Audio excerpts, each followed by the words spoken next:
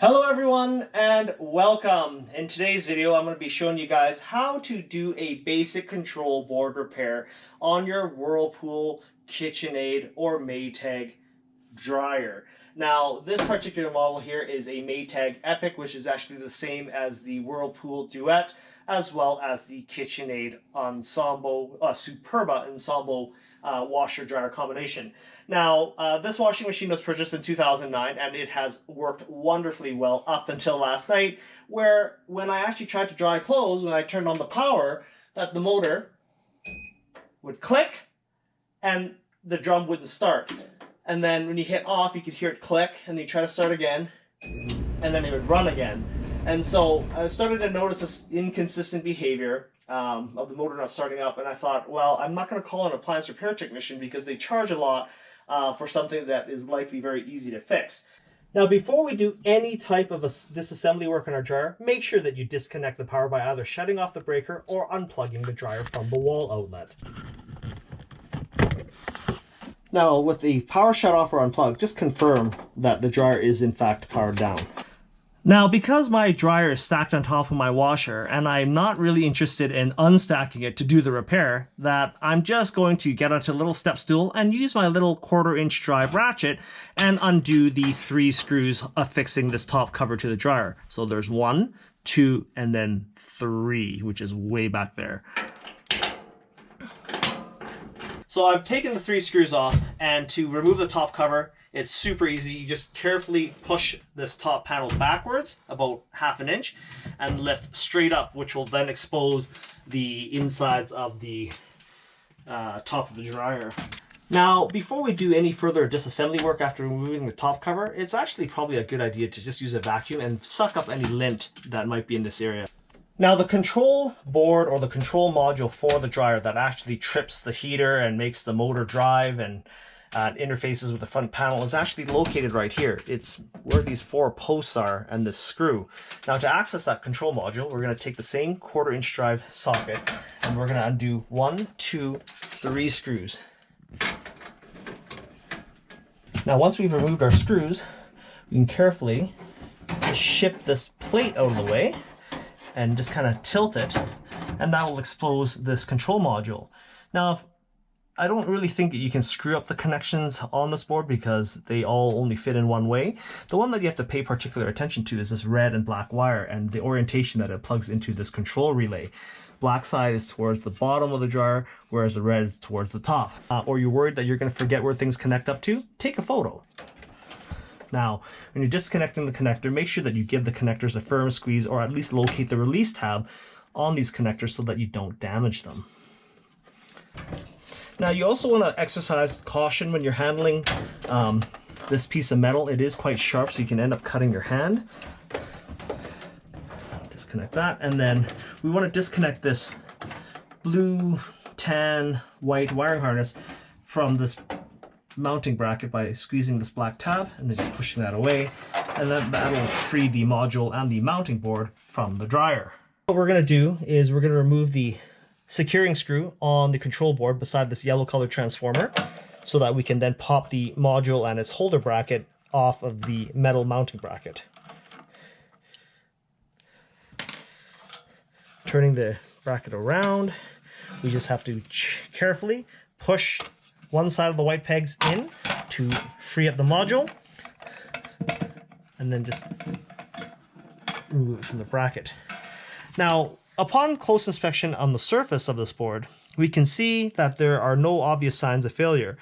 There are no melt marks, there are no burn marks of any sort. However, when you flip over to the backside, that we also see a similar good condition board, with the exception of this tiny burn mark on the board, which is actually a faulty solder joint from what it appears to be that has failed underneath this acrylic conformal coating or this epoxy type coating on the board. If you guys are wondering what conformal coating is, it's basically a plastic resin type coating that is poured over all the solder joints and components to protect them from vibration damage. All right, so before we actually do any solder repair work, we're going to have to make sure that we've got a good quality rosin-based solder, some desoldering wick, a decent soldering iron, a wet paper towel for your soldering iron to clean the tip, as well as a small flat-bladed screwdriver. I'm going to take my flat-bladed screwdriver and start scraping off sort of the crustified conformal coating off of this joint, because we don't want anything contaminating the new joint. And what I'm going to do now is just test my soldering iron to see if I can melt the old solder as well as any other conformal coating crap that's on this joint here. And you guys may or may not agree with this process, but I'm actually applying new solder, and you can see that there's some black junk in there. The whole idea is to get any contaminants to float up to the top and then remove it again with solder wick. And I'll do this 2 or 3 times just to make sure that the flux that's in my solder cleans this joint off good enough for repair and that it's reliable. So apply some solder. Flow it on. You want to get that spot hot enough so that you don't get a cold solder joint. You can hold the heat there for a bit. And then conversely, again, taking my solder wick, I'm going to place it against that fresh solder and let it get it reabsorbed. And you'll notice the joint is getting progressively cleaner. We want to make sure that we also wipe our soldering iron tip so that stays clean, so you're not recontaminating that joint. We're going to do the final reflow by holding the tip against the joint to heat it up.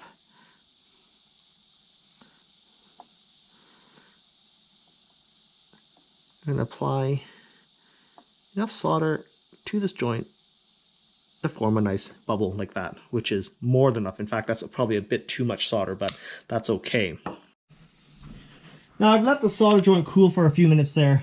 Now, most people wouldn't do this, but I'm going to take a swab of denatured rubbing alcohol on a Q-tip, and I'm just going to clean up the solder joint and then give the board a final inspection to make sure there's no metal particles or excessive dirt or lint on this board.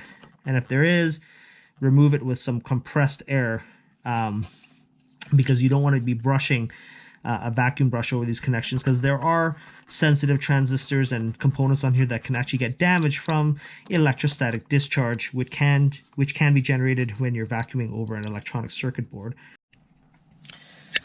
Now, once we've cleaned up our board and inspected to make sure there's no metal filings or junk on it that could potentially short things out, we're going to go ahead and reverse the order in which we remove this and reinstall it onto our metal bracket. So line up our holes and carefully press it in. Then we're going to take our screw and reinstall it. Just snug, finger tight. Plug all of our connectors back in.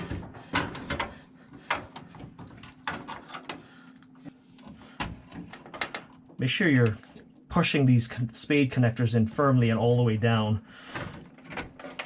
And then we're going to also clip our wiring harness retainer back through that hole that we popped it out of.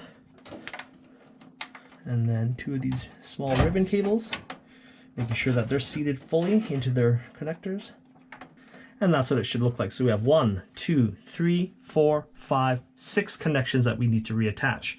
Once that's done, carefully slide this bracket back into place, line up the holes, and then reinstall the screws. Paying attention that this particular wiring harness needs to be tucked underneath this lip so that it doesn't get pinched when you screw this down.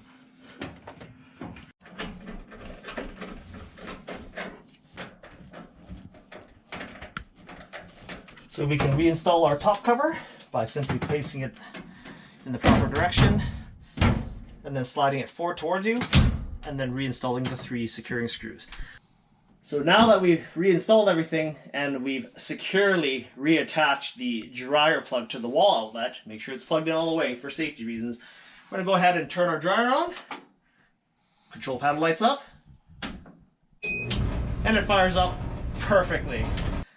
So as you guys can see, that a simple, tiny, little solder joint that has failed in a dryer's control board can wreak havoc. And a lot of homeowners, based on the age of the appliance and the low cost of buying cheaply made appliances today, would likely never spend the money to fix it or even take the time to look at such a simple fix. This poor jar would have ended up in a landfill when all it took was about 15 minutes of my time and a soldering iron and a 1/4-inch drive socket tool. So if you guys found this video useful and informative, give me a thumbs up and consider subscribing to my channel. And thanks for watching.